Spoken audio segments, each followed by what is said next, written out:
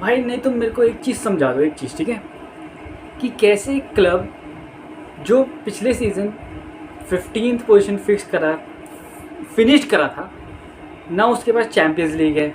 Adidas ने उनसे 10 million काट दिए क्योंकि वो चैम्पियंस लीग में क्वालिफाई नहीं कर पाए, ठीक है। वो यूरोपा लीग हार गए टॉटनहम से, which is a big big deal in itself.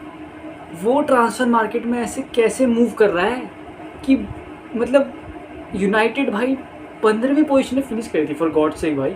उन्होंने कूनिया साइन कर लिया, मुबेनो साइन कर लिया, शेशको साइन कर लिया, भाई पूरी फ्रंट थ्री बदल दी एक in the sense. And Barcelona ने यहाँ भयंकर एक सिंपल से लोन डील, जो रैशफोर्ड की लोन डील, उसको रजिस्टर करने के लिए दिक्कत हो रही है।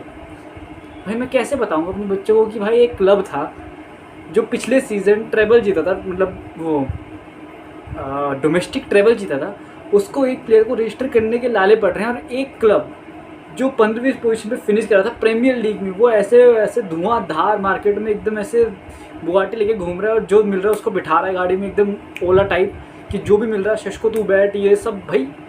एंड इवन प्लेयर्स भी ज्वाइन कर रहे हैं। मेरे को समझ नहीं था, शेशको के बाद न्यूकासल का ऑफर था जो मतलब बढ़िया ऑफर था, 80 मिलियन 90 मिलियन का कुछ ऑफर था, प्लस 10 मिलियन से एडवांस। तो मोटी मोटी डील कहीं 105 मिलियन की रही होगी न्यूकासल की, but still he chose to go to United. मतलब यूनाइटेड की भी उतनी ही डील थी लाइप्जिग के लिए जो लाइप्जिग ने मांगी थी। बट यार एक तरफ चैंपियंस लीग फुटबॉल है कि यूनाइटेड, मतलब मैं यार ऐसे यूनाइटेड को वो नहीं कर रहा हूँ क्वेश्चन की यार, बट इट्स नॉर्मल कि यूनाइटेड इस साल चैंपियंस लीग फुटबॉल नहीं खेल रही है।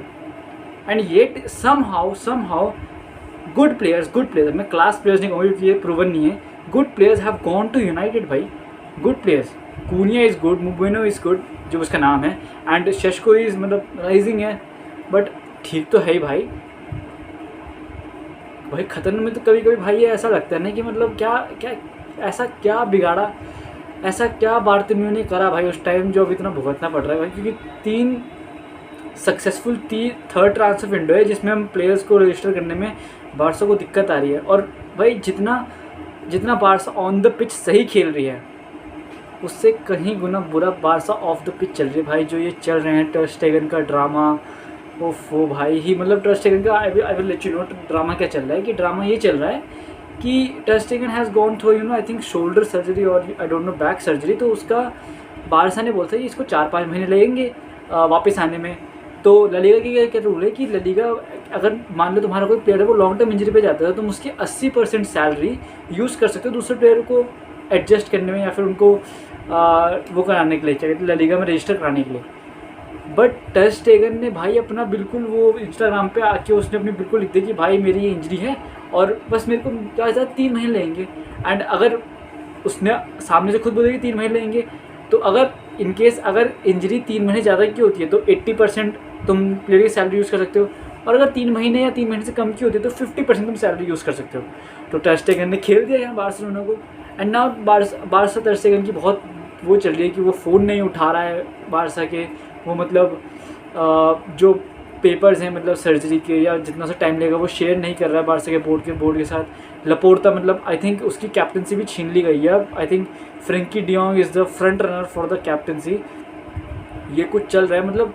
और मेरे ख्याल से जो न्यूज़ आ रही है कि जो ड्रेसिंग रूम है बारसा का वो टर स्टेगन के उसमें, बट यार आई थिंक ये 50-50। मैं सोचता हूँ कि यार बारसा की बहुत बुरी हालत चल रही है, एंड अगर वो हेल्प कर, जैसे रॉबर्ट लेवेंडोस्की पिछले सीज़न जब वो साइन हुआ था तो ही आज मतलब पिछले सीजन 2023-24 सीजन स्टार्ट हुआ था, तो ही आज लपोर्टा कि भाई मैं कर लेता हूँ थोड़ा एडजस्ट तो ताकि तुम ये प्लेयर को रजिस्टर कर पाओ। बट लेवेंडोस्की तो भाई मतलब लेवेंडोस्की ने करा था, बट टर स्टेगन तो भाई आई अंडरस्टैंड कि भाई वो मतलब बहुत पुराना प्लेयर है, I understand he is a well respected, but भाई कम ऑन भाई, क्लब है यार, you play for this god damn club भाई, 10 साल से खेल रहा है भाई, तो एटलीस्ट यूर अ कैप्टन भाई, कुछ तो भाई वो कर यार।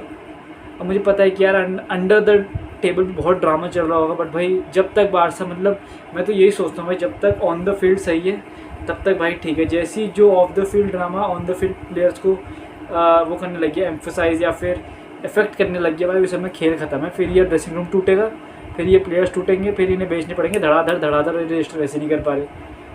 मेरे को तो समझ नहीं आ रहा भाई। बट भाई United coming back to United, I think United and Barcelona go hand in hand, क्योंकि जहाँ यूनाइटेड के ऑफ द पिच और ऑन द पिच दोनों ड्रामा हैं वो इतना स्ट्रगल नहीं कर रहे।